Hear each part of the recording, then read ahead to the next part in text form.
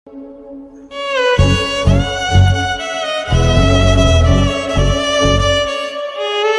नाम मांगीलाल बैरवा है और मैं दौसा जिले के ग्रामीण क्षेत्र घुटासन पुतपुरा से बिलोंग करता हूँ। इससे पहले मैं विभिन्न संस्थाओं के साथ में काम किया था, लेकिन संवैधानिक मूल्यों को लेकर काम करने वाली मेरे लिए ये पहली संस्था थी जो संविधान को बचाने के लिए काम कर रही है, संविधान के दायरे में रहकर लोगों के हक अधिकारों के लिए काम कर रही है। इस फेलोशिप में आने के बाद में मैंने शहरी रोजगार में कैसे जॉब कार्ड बनाया जाता है वो सीखा।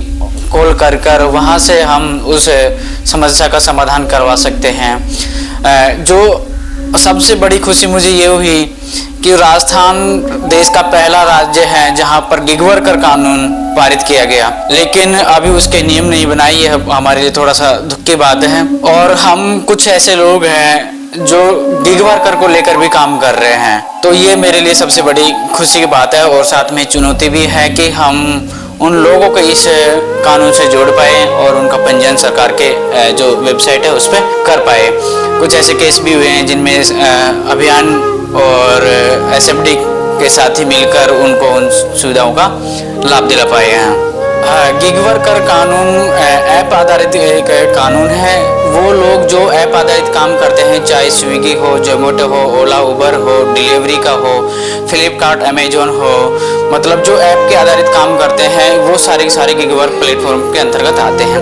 लेकिन इन गिग वर्कर्स को ये भी पता नहीं होता कि मेरे जो प्लेटफॉर्म है उसमें कितने लोग काम कर रहे हैं, वो कौन कौन है, कहाँ कहाँ के हैं।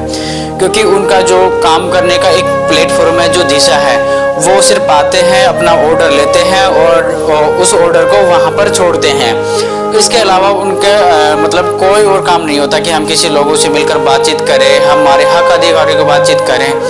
तो ये लगभग राजस्थान में 5 से 6 लाख ऐसे लोग हैं जो इस पे काम कर रहे हैं, लेकिन ना कंपनियां चाहती है और ना ही सरकार चाह रही है कि इन लोगों के जो सामाजिक सुरक्षा है उस पर ध्यान दिया जाए। तो अभियान ने ये सोचा कि ये भी लोग श्रमिक के हक अधिकार होते हैं, वो सब इनको नहीं मिल पा रहे हैं। गिग वर्कर को सिर्फ एक पार्टनर के रूप में जोड़ दिया जाता है और कहते हैं कि जो भी मिलेगा हम सब मिलके करेंगे। सबसे बड़ी समस्या उनके लिए होती है कि अगर वो कोई राइड बुक नहीं कर पाते, चाहे उनके घर की समस्या हो और कोई व्यक्तिगत समस्या हो, आईडी ब्लॉक कर देते हैं, उनका रोजगार वहाँ से छिन जाता है।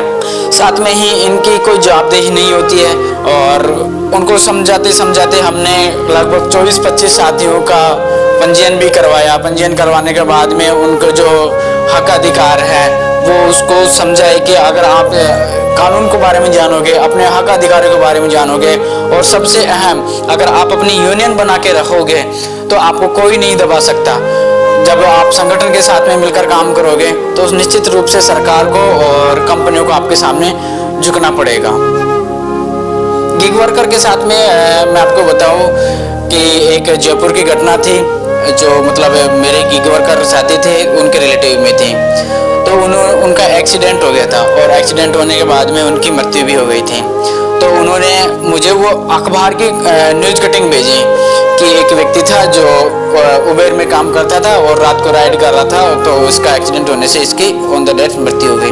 तो फिर मैंने उनसे कहा कि क्या इनका जो राजस्थान गिग वर्कर प्लेटफॉर्म है वहाँ पे इनका पंजीयन था कि नहीं था। तो उन्होंने कहा इनका ऐसा कोई पंजीयन नहीं था। तो वो एक बड़ी समस्या रही कि अगर पंजीयन नहीं है तो हम कैसे कह सकते हैं कि ये व्यक्ति उस के है, और जो उनका फ़ोन था वो भी चोरी हो चुका था।